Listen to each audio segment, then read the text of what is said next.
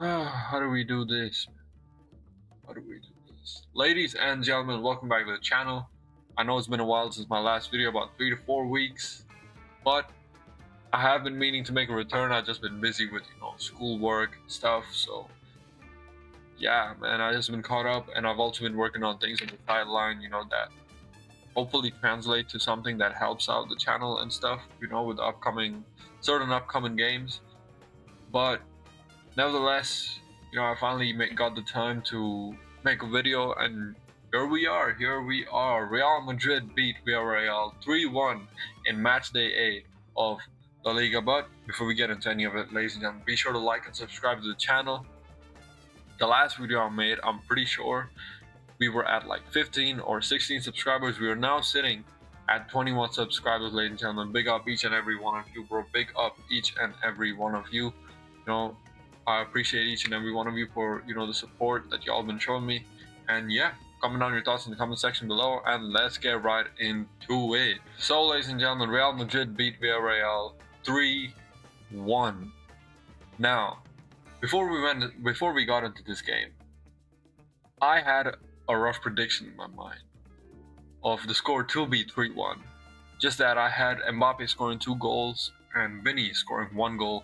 But we take what we get, isn't it? We take what we get because, ladies and gentlemen, Vinny pulled up with a brace in the 47th minute, dribbling past 2 defenders and shooting the ball at 1 defender, deflection straight in the goal.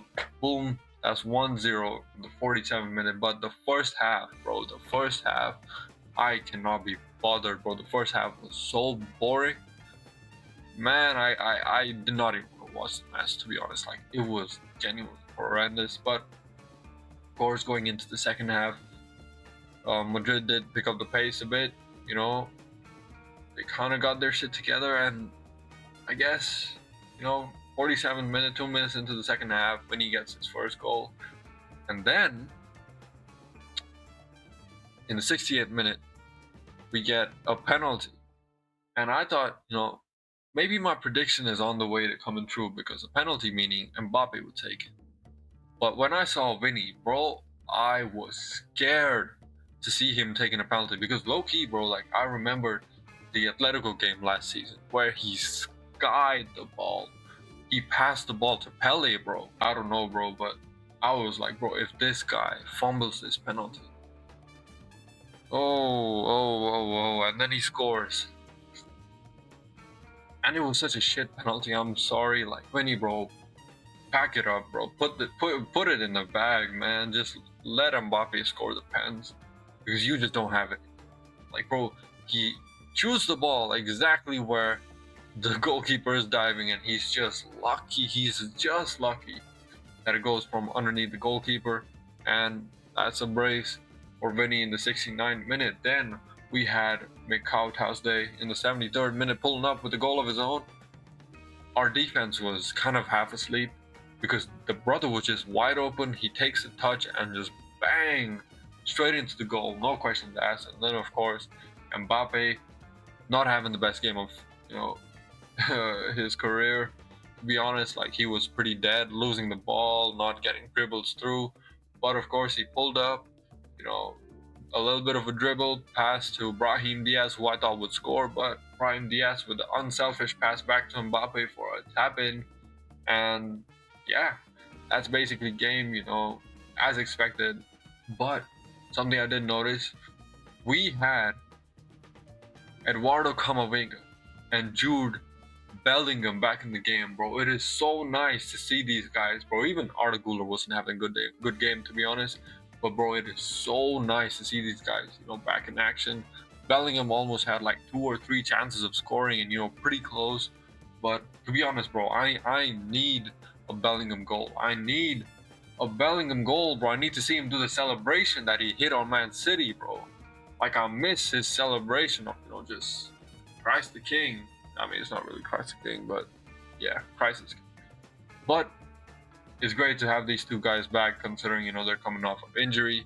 And yeah, big up, bro. We had, Vinny with a 9.6, Mbappe with an 8.7. I don't think he deserves an 8.7, but game's a game. Now, I expected us to win. There was no question or doubt in my mind that, we would not win. Looking at the table, we're currently sitting at first. Now, Barcelona face Sevilla tomorrow, and I'm expecting them to win that one too, considering that it's Sevilla. But guess what? Something happened while I was away. Last Saturday, you know, my I was just, chilling. I was like, damn, it's been a long week. Let me kick up my legs, watch some La Liga. Oh, it's Derby Day. Yeah, let's fucking go, bro. Let's just watch the Xavi ball whoop the shit out of fucking Simeone, bro. But oh my days, bro. I'll be honest, we were ass, but we were so ass because our defense was asleep. I don't know where our defense was, in Cancun or some shit, because bro, the amount of chances they had, the amount of 6 big chances, 13 total shots.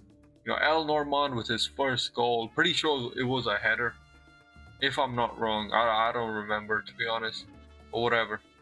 14 minutes he scores. I'm like, shit, it's just one goal, but it's not looking too good. Then of course Mbappe pulls up with a beautiful dribble past like 3 defenders and just a left foot over the goalkeeper. 25th minute, bang, 1-1. 36th minute, Arda Güler. Oh, the assist from this man right here.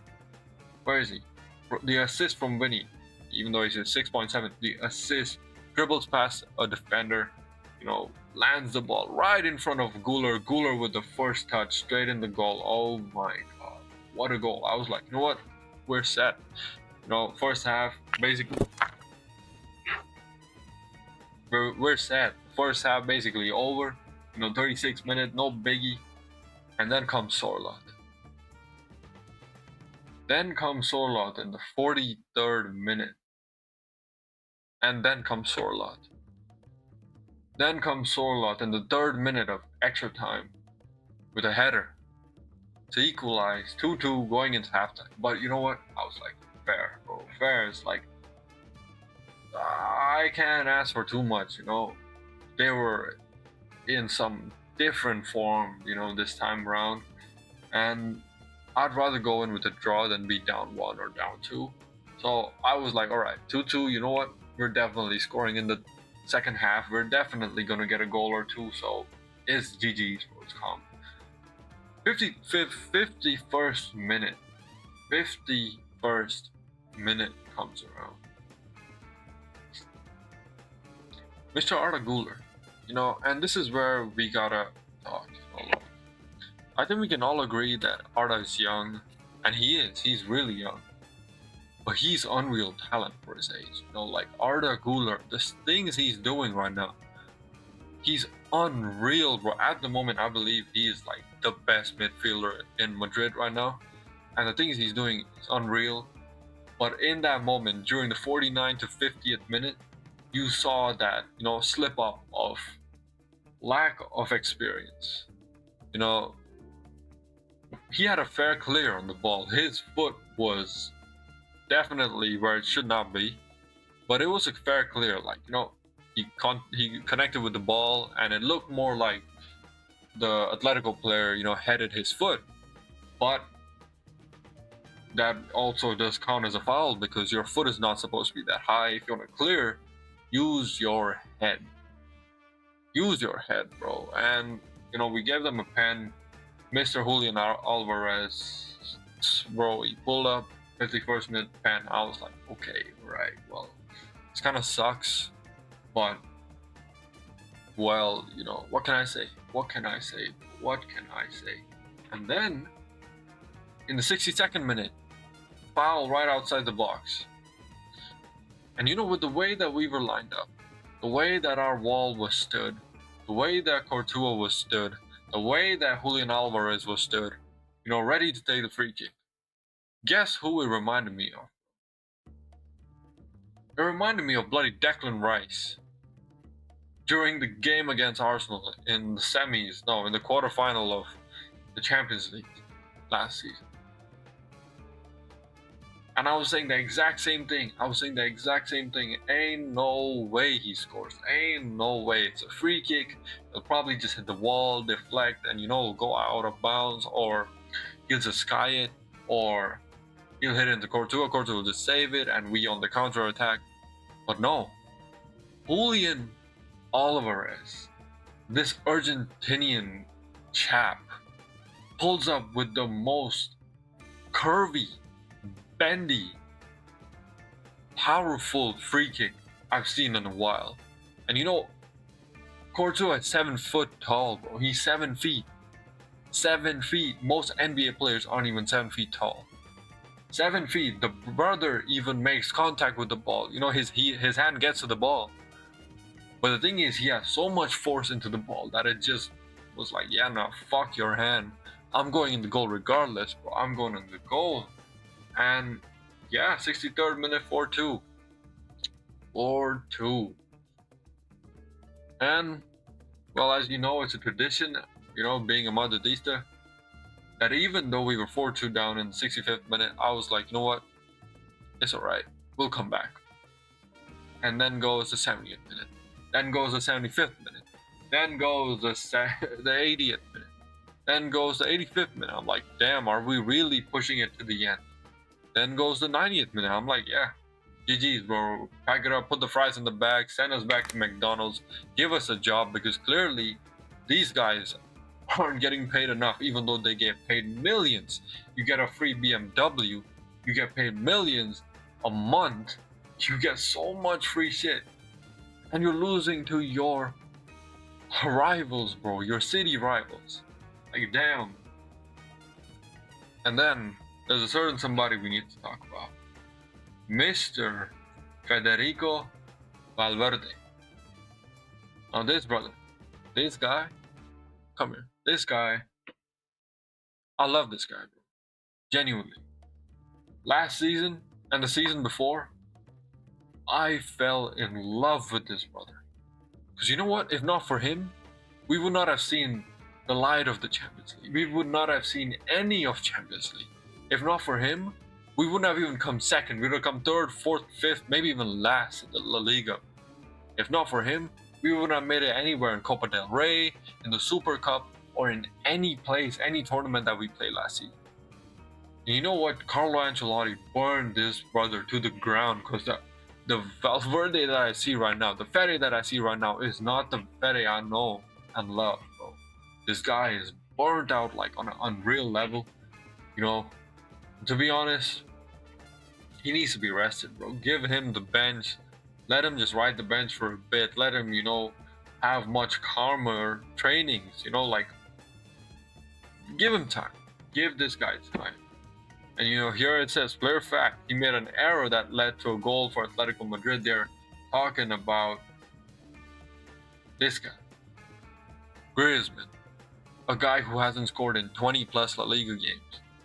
And I don't blame Fede, because the pass he made, it was dead. It was not reaching anyone. It was an assist to a forward from Atletico who passed it to Griezmann. Griezmann would just tap in or roll in, whatever you call it, and that is game. Like, we were horrible. Dean Huijsen was not there, bro. That's not the Dean Huijsen I know. You guys know very well that I love Mr. Dean Huijsen. He is, in my opinion, the signing of the summer. There was absolutely no point of taking him out in the 89th minute, because there's barely any time left. Rather, I'm confused why we didn't take off this Lucas Vazquez in a wig. Why we didn't take him off and just drop in like a Fran Garcia or something. Why not? Was he on the bench? I'm pretty sure he was on the bench. Let's find it. Yep, there he is. Fran Garcia, David Alaba. Why not throw in any of these here? Why do we take this guy off in the 59th minute? Because the moment he left, the moment he was subbed off, bro, the game was done. We were set to lose. No clue why we gave him so much time. Of course, today he was great. I'm not going to take that away from him, but that day he just was not on anything, bro. I'm sorry. Yeah. Damn. That's a bit of a unnecessary crash out. Jeez.